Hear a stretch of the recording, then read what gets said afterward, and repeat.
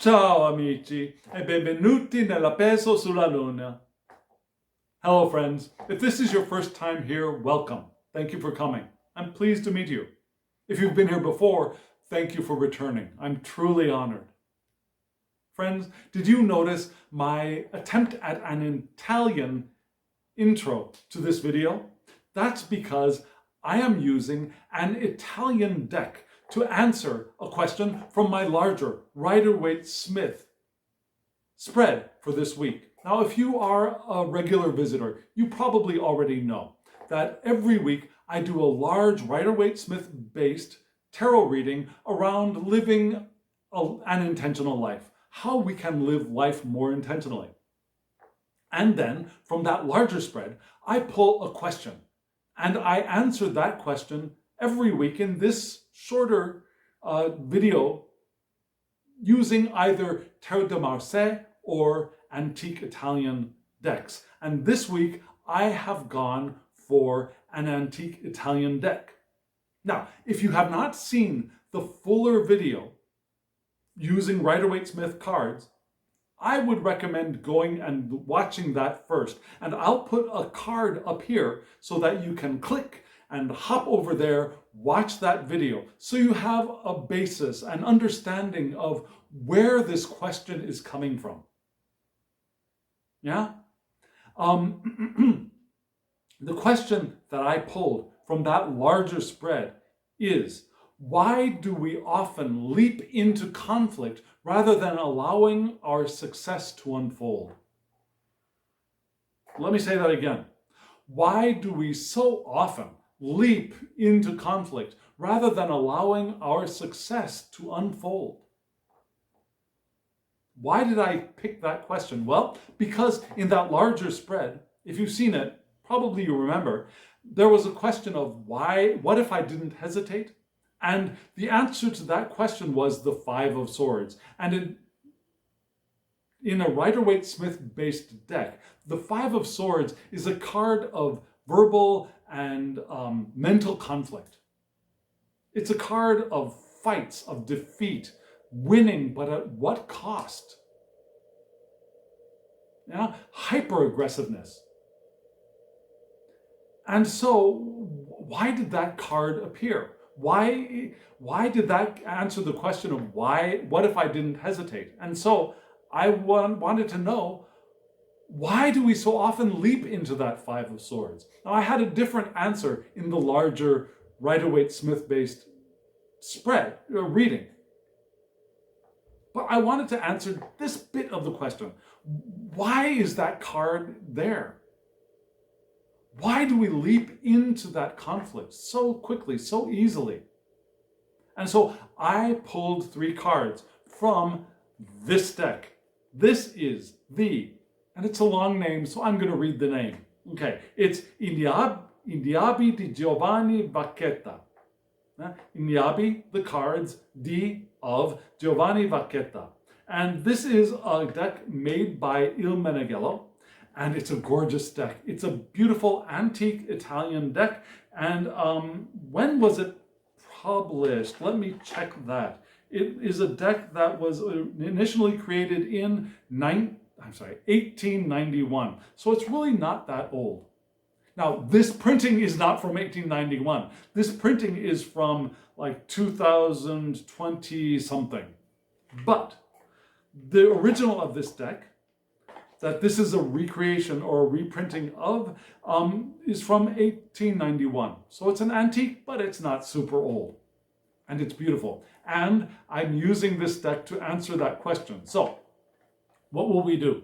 I will put up a card that has that long question on it, and then I'll show you those 3 cards, and then we'll read them together. So I'll see you in just a bit.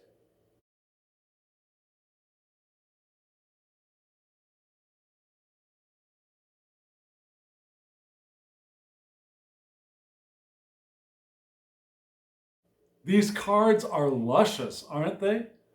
Now, if you're interested in getting this deck, I'll have a link below to Il Meneghello's shop in Italy.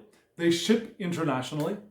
You can buy them more expensively with lower shipping costs in other shops, But personally, I like to order directly from them. And if you get more than one deck at the same time, you can combine them and pay one shipping cost, and it becomes much more affordable. So I would suggest if you don't have this deck, go to Il Meneghello, get this deck, maybe one or two other decks, combine the shipping, and it will be much more affordable. And they ship very well. I've heard other people have had problems with them. I've never had any problems with them, and I live in South Korea. So shipping to me here is not the easiest thing in the world. Just saying. These people are wonderful. I highly recommend them. I highly recommend their decks. Commercial over. Let's get into the reading. So, what did we have? Now, the interesting thing about this Vacchetta, this deck, Il Naibi di Giovanni Vacchetta, is that these cards are semi-illustrated. I mean, they're semi-scenic. There are figures within these. It's not just the number of suit elements, like the wands you saw. They're not just wands. There was a pitchfork. There was a shovel. There was a basket of fruit. Some of them have people in them. Now, some of them have cherubs doing stuff. And the swords card, each sword was a little bit different, right? So you can get much more out of this deck, perhaps, than one could get out of a Marseille deck, but people are going to argue with me about that, so I'm not laying that down as law. I'm just saying there's a lot more going on in these cards. Okay, now for some that's a good thing, for some that might be a bad thing. I love this deck. And I love Marseille. Don't get me wrong. I'm not saying there's something wrong or missing in Marseille. I love Marseille. And I read them similarly, but also differently. Okay, here we go with the cards. We started from left to right with the, what was it? The 8 of Wands, right? And then we had the 10 of Swords, or spade. Yeah? And then we had the Knight of Swords. Two swords, 1 wand. No cups, no pentacles, no trumps. Just saying. So, why do we so often leap into conflict? We're going to read from left to right. Often I like to read from left to right. I usually read from left to right unless there is a figure telling me to point in the other direction.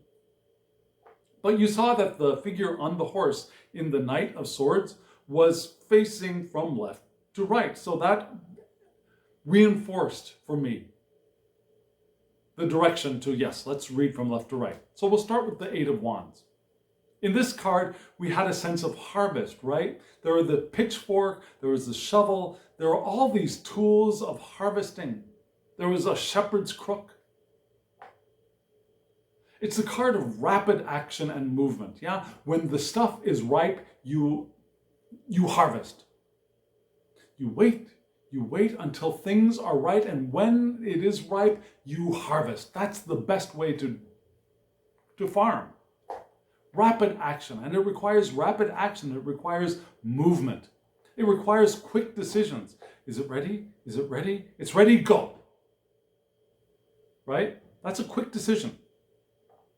Not, is it ready? Yeah, I guess so. Well, maybe I'll start picking next week. Maybe, I don't know. I don't really feel like it right now. Yeah. When it's ready. We go. It's the card of a clear path ahead, but creating a clear path ahead. Because this is a card of leadership. The wands are leadership, our charisma, our getting stuff done. Extreme concentration. Extreme concentration of what? Maybe a little bit of mental, of our thoughts, of concentration of focus, but concentration of energy. Concentration of our fire, right? Focused creativity. And we start from this. I think this is our first answer to the question. Well, of course, it's the first answer to the question. Question, first card. First answer to the question. It's because we're in a hurry. We want to get stuff done. We're not ready to allow ourselves to move in the direction of our fulfillment. We want to get there. We want to get it done, right? Have you ever found yourself, I see that, I want that, I'm going to go get that now? Sometimes it works for us, but sometimes it moves us into that Five of Swords time. Yeah? Sometimes we move ourselves into conflict because of that desire to get it done, to get it fixed, to move our way through to our feeling, our desired completion. And that moves us right into the Ten of Swords. Ten of Swords can be agreements, can be compromise. It could be an expanded perspective. We want that.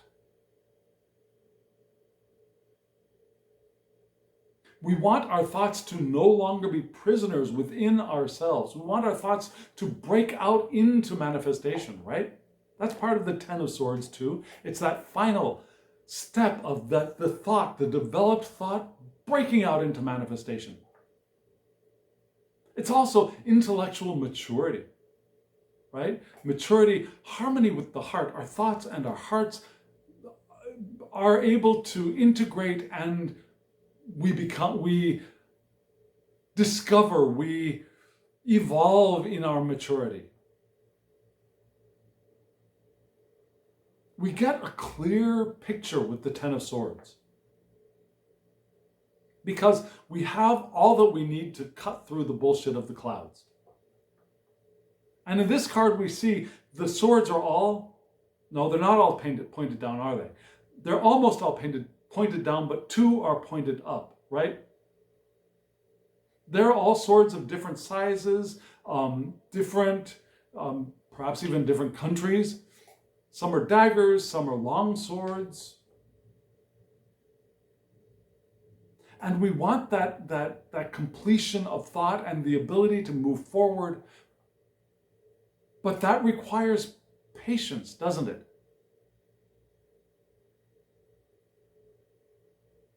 And sometimes because of that Eight of Wands, we're not able to get there to the Ten of Swords because we're powering our way through. And instead of allowing the swords to naturally allow our thoughts and our hearts to mature together, to integrate, to expand our perspective, which takes time, to arrive at agreements and compromise with those around us so that we all get what we want. Instead, we leap right into that Knight of Swords. We saw that Knight of Swords was holding their sword by the blade. That can't be a good thing. Have you ever tried to hold a sharp sword by the blade? There's going to be a lot of blood there. There's going to be a lot of self-damage there. The Knight of Swords is the card of action, of impulsiveness, of defending beliefs. I believe that is what I want, and I believe that I have the right to that, right? Attempting to make the leap into the unknown, but perhaps being insufficiently prepared. Now, the King of Swords is prepared. The King of Swords is able to move regally into the unknown. The Knight of Swords is attempting to leap into the unknown, perhaps when they're not ready. But they got that fire of the Eight of Wands at their butts, and they grab their sword by the blade and they rush in impulsively to get stuff done because we are impatient. And so I think, why do we so often leap into conflict rather than allowing our success to unfold? You notice my question had that leap in there. Before I even pulled the cards, I was thinking of leaping somewhere. And the Knight of Swords gives us that leaping before we're ready, before it's natural. We got the fire, I gotta get it done, I want to get it done. We got that Eight of Wands and we leap past the Ten of Swords. We leap beyond our maturity into the Knight of Swords and impulsively rush forward, damaging ourselves, like the Five of Swords in the Rider-Waite-Smith cards. It was interesting, in the deck that I used, the Five of Swords in that deck, it was a mermaid deck, and the mermaid in that deck had cut themselves on their own sword. At least that's the way it looked, and they were being comforted by a penguin. It's all very cute. But what is usually the winner in the Five of Swords in Pamela Coleman-Smith's deck, that figure was replaced by a mer person holding a sword and with a bleeding hand, them having damaged themselves. And that's echoed here in this Knight of Swords. That knight has grabbed that sword by the blade, and that hand is going to start bleeding. Because we're so quick. We want to get it done, instead of allowing ourselves to move towards completion. Does that make sense? I think this is a very interesting reading, especially in relationship to the larger Rider-Waite-Smith based reading that I did just a bit ago and uploaded about 24 hours ago. 24 hours before this one uploads. So friends, what do you think? How would you read these cards? Would you read them differently? Do you see other things that I'm missing in these cards? I'd love to hear from you. So friends, as always, hit the like button, please, so that YouTube recognizes that, yeah, people are interested in this video. We can show it to other people. Yeah, YouTube gets excited by those likes, and it will attract other people to the channel. So it helps the channel if you do that.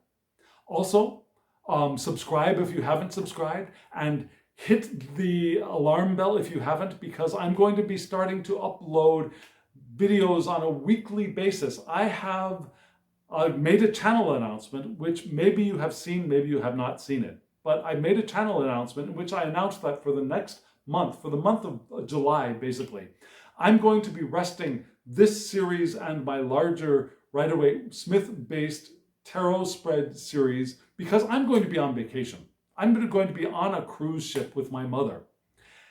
Instead, I'm going to be uploading videos daily, doing a deep dive into a deck called the Tarot of the Holy Light, which is different from a Rider-Waite-Smith deck, and a little bit different, though it has some resonance with Tarot de Marseille and antique Italian decks, because it is a continental tarot deck.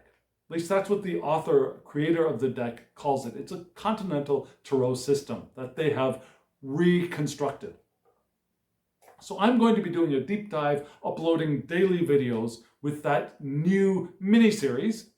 And so if you want to get notifications of when I upload videos, hit the alarm bell. Share this video around to people who you think might be interested in seeing how I read Tarot de Marseille or antique Italian decks. This is an Italian deck, right? And comment below. I would really love to hear from you. If you want a private reading from me, there will be my Instagram account link below. Click on that, jump over to my Instagram, and send me a direct message there. We can work out a way to get you a direct reading, a private reading from me, using either Tarot de Marseille, antique Italian decks, or Rider-Waite-Smith, or whatever is up your alley. And friends, now, as always, I wish you love, joy, well-being, and pure awareness. Thank you.